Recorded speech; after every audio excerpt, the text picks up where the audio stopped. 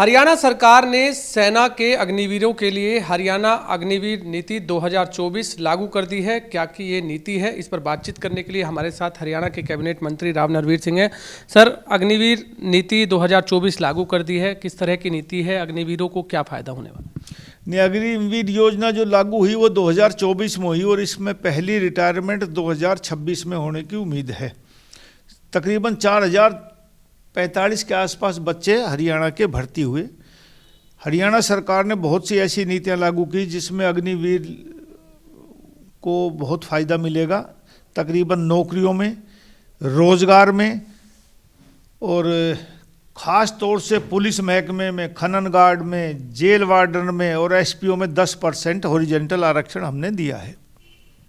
अग्निवीरों को लेकर लगातार विपक्ष भी सवाल उठा रहा था, लेकिन अब जब 3 साल बाद वो रिटायर होके आएंगे तो क्या लगता है कि जो अग्निवीर सेना में जो भर्ती हुए थे उनको किस तरह की सुविधाएं मिलने वाली हैं और सरकार की तरफ से भी और क्या मदद? नहीं, सरकार की तरफ से उनकी गारंटी है कि जैसे सरकारी नौकरी मिलती है, 58 साल तक आदमी व्यक्ति नौकरी करता है, उसी तरह सभी अग्निवीरों को 58 साल तक नौकरी करने का अधिकार होगा। और यही आम सर्विस में आम आदमियों को मिलता है, तो कोई भी अग्निवीर बेरोजगार नहीं रह गए। हरियाणा सरकार ने नियम लागू किए। लेकिन जो विपक्ष सवाल उठा रहा था, विपक्ष का काम ही सरकार की आलोचना करना है। पूरे देश में हरियाणा पहला राज्य है जिसने अग्निवीरों को गारंटी दी है और ये नायब सरकार का अपना फैसला है कि हर अग्निवीर को हम रोजगार देंगे। और यदि कोई रोजगार अपना भी करना चाहेगा तो हम 5 लाख तक उसको लोन देंगे और हर चीज़ में प्रीफ्रेंस उसको मिलेगा। तो इसलिए कोई भी अग्निवीर आज जाने के लिए ना कोई अब एजिटेशन करता है, सब लोग राजी हैं। और ये हरियाणा पहला राज्य है जो सभी अग्निवीरों का भविष्य सुनिश्चित कर रहा है। तो सर, दक्षिण हरियाणा में भी सबसे ज़्यादा जो जवान हैं वो सेना में जाते हैं। इसका क्या आपको लगता है कि जो अग्निवीर है वो सबसे ज़्यादा इस दक्षिण हरियाणा से? नहीं, सभी हरियाणा का, दक्षिण हरियाणा से ज़्यादा जाते हैं, लेकिन और इलाके से भी जाते हैं। ये नियम कोई दक्षिण हरियाणा पे लागू नहीं होता, पूरे हरियाणा के लिए एक पॉलिसी है। जहाँ से भी भर्ती अग्निवीर है उन सबको ही फायदा इससे होगा। जंगल सफारी को लेकर आजकल आप निरीक्षण कर रहे हैं, आप दौरा भी कर रहे हैं, आप गए भी हैं, किस तरह से सरकार का ये पूरा प्रोजेक्ट है और कब तक जंगल सफारी? नहीं, ये अब तक, ये पिछली योजना में मेरी एक सोच थी कि हरियाणा में एक सफारी बननी चाहिए। कुदरती हम एक बार, जब हर्षवर्धन जी फॉरेस्ट और पर्यावरण मंत्री थे देश के, तो मैं और मनोहर लाल जी गए तो उन्होंने कहा कि प्राइम मिनिस्टर ने ये कहा है कि भाई एक एनसीआर में सफारी बननी चाहिए। तो मैंने कहा कि मैं बनाऊंगा सफारी। तो उस टाइम वो कागज़ चलाए थे और फिर बाद में मनोहर लाल जी ने इसको टूरिज्म डिपार्टमेंट को दे दिया कि IAFS MD सिन्हा जी होते थे और वो प्रिंसिपल सेक्रेटरी लगा दिए टूरिज्म के, उनको ये महकमा दे दिया। लेकिन टूरिज्म डिपार्टमेंट इनिशिएटिव नहीं कर सकता सफारी का, क्योंकि सफारी जंगल का और वाइल्ड लाइफ का ही काम है। इसलिए फाइल ट्रांसफ़र हुई है 2-3 दिन पहले और फिर उसके बाद मैंने मीटिंग ली। उसकी तक DPR कुछ उन्होंने तैयार करवाई हुई थी, उसके सारे कागज़ 1-2 दिन में आ जाएंगे। लेकिन फिजिकल निरीक्षण करने के लिए मैं कल सारे PCCF और यहाँ के रेंजर, DFO, कंजर्वेटर फॉरेस्ट सबको लेकर मौके का निरीक्षण किया। और मुझे लगता है कि हमारी ये देश की सबसे बड़ी, देश की नहीं दुनिया की सबसे बड़ी सफारी बनाने जा रहे हैं। आज दुनिया में सबसे बड़ी सफारी कहते हैं कि शारजाह में है, जो तकरीबन 1000 हेक्टेयर 2500 एकड़ में, और ये जो सफारी बनने जा रही है ये 10,000 एकड़ में बनने जा रही है।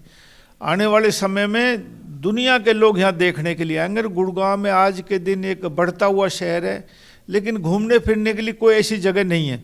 तो उम्मीद करता हूँ कि एक अच्छी जगह गुड़गांव में मिलेगी लोगों को, और आने वाली बच्चों को भी हमें पता लगेगा कि कौन कौन से जंतु, कौन कौन से जीव, कौन कौन से पक्षी हमारे देश में, दुनिया में हैं, उनको देखने का यहाँ मौका मिलेगा। एक सर, अतिक्रमण को लेकर लगातार अभियान चल रहा है और आप किस तरह से देखते हैं कि साइबर सिटी को अतिक्रमण मुक्त बनाया जाए और इसको लेकर क्या कुछ दिशा? देखो, गुड़गांव में बहुत एनक्रोचमेंट है और मैं ये कहूँ कि कई 1000 करोड़ की प्रॉपर्टी पे, सरकारी प्रॉपर्टी पे कब्जा है लोगों का।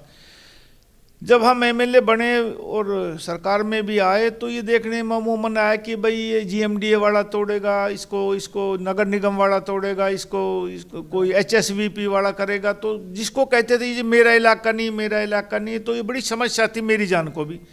तो मैंने पहली बार ये फैसला किया कि नहीं, इसका एक अधिकारी होगा, नोडल अधिकारी, जो सभी डिपार्टमेंट में तोड़ फोड़ का वही रहेगा, एनक्रोचमेंट वही हटाएगा। तो आर.एस. भाट जो इसमें जीएमडीए में थे उनको नोडल अधिकारी बनाया, और अब उम्मीद है कि क्योंकि हमने एसपीआर रोड खाली कराने को उनको कहा कि मेन रोड है हमारे, इसको पहले साफ़ कराओ, बहुत सा रोड साफ़ हो गया है। आने वाले समय में जहाँ भी सरकारी ज़मीनों पे पहले कब्जा है उनको हटाएंगे, बाद में ये जो कॉलोनियाँ वगैरह डेवलप हो रही इनको भी करेंगे, इनका भी इलाज करेंगे। मेरी ये कोशिश है कि कोई स्लम एरिया ना बने, अनऑथराइज कॉलोनी ना पनपे, और सरकारी ज़मीन किसी भी महकमे के उस पर कब्जा हटवाया जाए। सर, एक रोहिंग्या मुसलमानों को लेकर के भी इस समय विवाद छिड़ा हुआ है। नहीं, विवाद नहीं, कल मुख्यमंत्री जी ने पुलिस अफसरों की मीटिंग में ये कहा है कि भाई रोहिंग्या बहुत आगे, तो इसका कोई, मुझे पता नहीं क्यों मेरी बात नहीं हुई, उसके बाद मैं यहाँ गुड़गांव हूँ, कोई ना कोई आइडेंटिफिकेशन निकाली जाएगी कि भाई ये रोहिंग्या है कि नहीं, जिनके हमारे आधार कार्ड नहीं है, आइडेंटिफिकेशन नहीं है, वो बाहर के हैं, तो क्यों रहें। एक नगर निगम चुनाव होने हैं, गुरुग्राम का भी होना है, मानेसर का भी होना है, और भी अन्य जिलों में नगर निगम के चुनाव होने हैं, तो सरकार की क्या प्लानिंग है और किस तरह से तैयार है सरकार भी निगम चुनाव? नहीं, सरकार तो निगम चुनाव पे तैयार है, लेकिन अब इलेक्शन कमिश्नर जब तारीख देगा चुनाव हो जाएंगे। तो गुड़गांव और खासकर मानेसर की हम बात करें, गुड़गांव, मानेसर और हरियाणा के तकरीबन 56-57 नगर पालिका, नगर परिषद और कॉरपोरेशन हैं, इनमें बहुतों में चुनाव होना है। तकरीबन 5 जनवरी को हमने वोटर लिस्ट भी फाइनल कर दी, और अब जब भी चुनाव आयोग कहेगा चुनाव के लिए तैयार है। दिल्ली में भी चुनाव हो रहे हैं विधानसभा, तो किस तरह से देख रहे हैं बीजेपी का? दिल्ली में अब मुझे उम्मीद है कि अब की बार भारतीय जनता पार्टी चुनाव जीतेगी, मुकाबला अच्छा रहेगा, लेकिन जैसे लोगों से मिलना होता है, तो अब के आम आदमी पार्टी की वो बातें जो पिछले 10 सालों में रही, मुख्य मुकाबला भारतीय जनता पार्टी और आम आदमी पार्टी में, सरकार भारतीय जनता पार्टी बनाएगी, और किसी का अस्तित्व वहाँ दिल्ली में अब नहीं है। लेकिन आम आदमी पार्टी जिस तरह से अभी महिलाओं को भी 2100 रुपये देने की बात करी है, और भी कई इस तरह से आम आदमी पार्टी की तरफ से योजनाएं चलाई गई हैं, लगता है कि चुनाव के समय में वो नहीं, आम आदमी पार्टी घोषणा करती है, अमली जामा उन कामों को नहीं पहनाती ज़्यादातर। भारतीय जनता पार्टी एक स्टेट में अलग फैसला नहीं करती, वो पूरे देश में फैसला करती है, जो एक स्टेट फैसला करती है वो सभी राज्यों में अपना उसी हिसाब से चलती है।